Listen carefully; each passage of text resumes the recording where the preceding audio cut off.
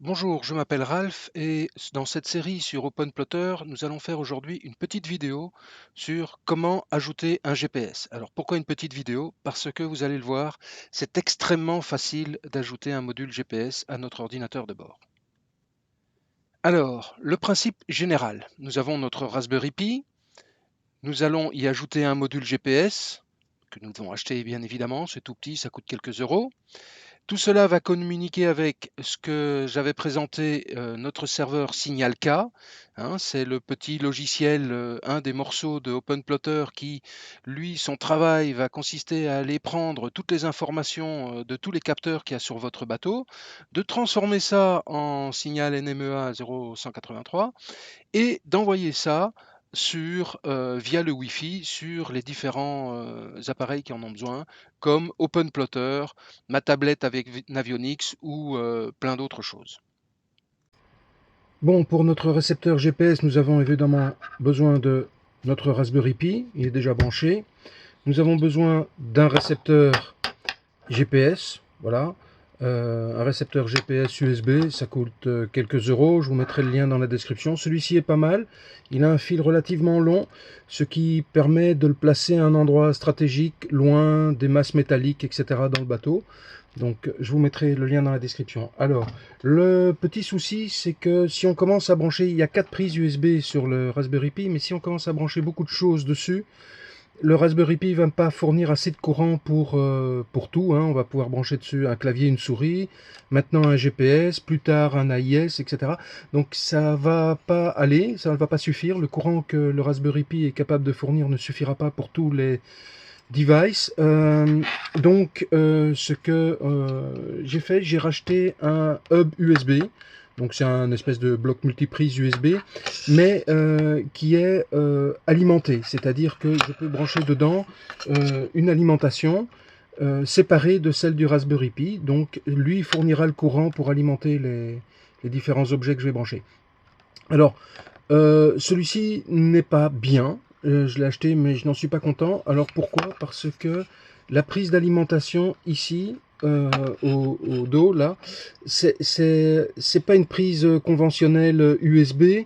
Donc, j'ai une alimentation spécifique pour ça, 220 volts, et pour alimenter ça, ce qui ne me convient pas sur le bateau. Sur le bateau, je dois avoir une alimentation USB parce que je vais avoir un convertisseur 12 volts, 5 volts pour alimenter ceci. Donc pour la présentation, je vais utiliser ça, mais je ne vous mettrai pas le lien de ceci dans la description parce que, à mon sens, il ne convient pas. Dès que j'en aurai trouvé un autre, voilà, je mettrai le lien. Donc, résumé du matériel, un capteur GPS, je vous montre ici deux exemples, un avec fil, ce qui permet donc de le placer où on veut, un sans fil. Alors vous voyez, c'est 10 euros ou 28 euros. Celui à 10 euros, je ne l'ai pas testé, mais il semblerait qu'il fonctionne parfaitement. Il est aussi bien pour GPS que GLONASS, etc. Donc GLONASS, c'est le service GPS des Russes, hein. Voilà, alors ici je vous ai mis un hub alimenté qui a l'avantage ici de pouvoir, là, l'alimentation c'est une prise USB aussi, donc beaucoup plus classique et beaucoup plus facile à utiliser quand on sera à bord et qu'on devra mettre un convertisseur 12 volts, 5 volts. Voilà, ça c'est pour le matériel. Voilà, tout est branché. Donc maintenant, on va configurer le récepteur GPS, donc la petite framboise, OpenPlotter, Serial. Serial parce que c'est USB, hein, Universal Serial Bus. Il y a eu une mise à jour, donc je vais faire sur Start pour faire la mise à jour. Done, close the windows and up again. Donc voilà, je ferme, je rouvre et je vais dans Serial. Et j'attends que ça s'ouvre, voilà. Je vais cliquer sur Refresh pour faire remise à jour de ma liste. Voilà. Et donc ici, je vois que j'ai le détecteur GPS qui a été trouvé par OpenPlotter. Voilà, je sélectionne mon device, je dois lui donner un nom, on va l'appeler GPS1. D'après ce que j'ai compris, il faut que ça ait minimum 4 caractères et on lui donne le format de données, donc un NMEA 0183. Alors, et puis on clique sur Apply. Il faut que ça soit des minuscules. Voilà, Apply. Apply, voilà. Et alors la ligne apparaît en vert. Alors quand c'est du vert, c'est que c'est bien du NMEA 0183. En bleu, c'est du NMEA 2000. En jaune, c'est du signal K. Voilà.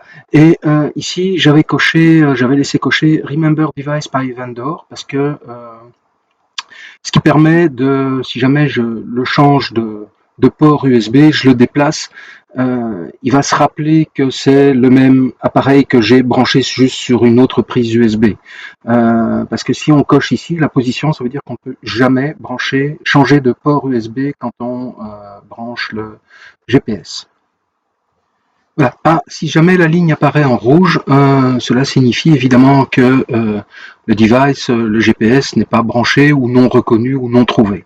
Voilà. Une fois que ça c'est fait, que la ligne est en vert ici, on clique sur connexion, on choisit la ligne et on va faire ajouter à signal K. Alors vous vous rappelez, signal K, j'avais expliqué dans la présentation, ça va prendre toutes les données qui arrivent du GPS, ça va les traduire sous forme de phrases plus ou moins compréhensibles et ça va l'envoyer à toute personne qui en a besoin.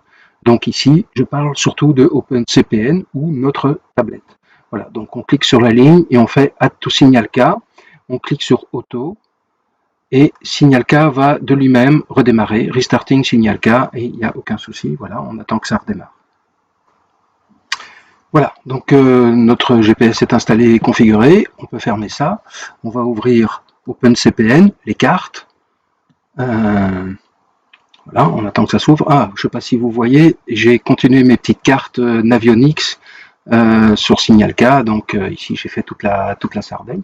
Et vous regardez là-haut, vous voyez qu'il y a ici, ce n'est plus une petite boule rouge, c'est devenu des petites barres vertes, et donc il a bien les informations satellites, il a bien capté le GPS. Alors vous voyez pas mon GPS là, parce que moi quand je fais la vidéo, je ne suis pas en Sardaigne, je suis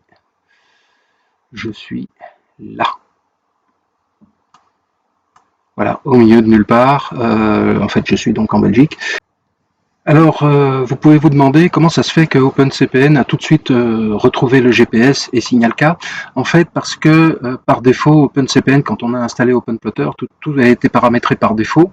Si vous cliquez sur la petite roue dentée et que vous allez dans Connexion, vous voyez ici qu'il y a une connexion qui est faite réseau TCP/IP. Localhost, ça veut dire que c'est le même PC que celui sur lequel tourne OpenCPN, c'est-à-dire mon petit Raspberry Pi, le numéro du port 10 110 et priorité 1. Donc le 10 110 c'est le port de mon signal K. On peut changer ça, je vais vous montrer ça dans un instant, mais il y aura une vidéo plus en détail sur les paramètres pour le signal K.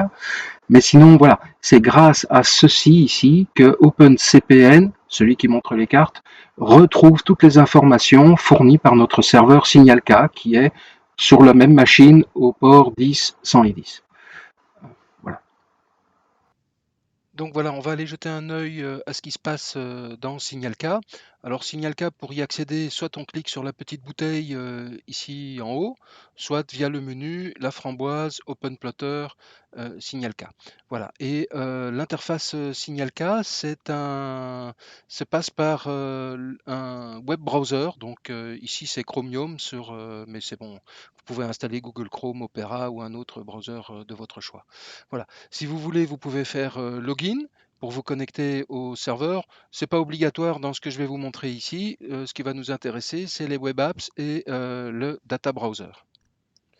Voilà, on va d'abord jeter un œil à Data Browser. Alors Data Browser, comme son nom l'indique, bon, c'est en anglais, c'est aller vérifier les données de notre serveur Signal K. Alors nous aurons ici la liste de tout ce que Signal K est capable de récupérer sur le bateau. Bon, nous ce qui nous intéresse, c'est la partie GNSS qui correspond au GPS que nous venons de brancher.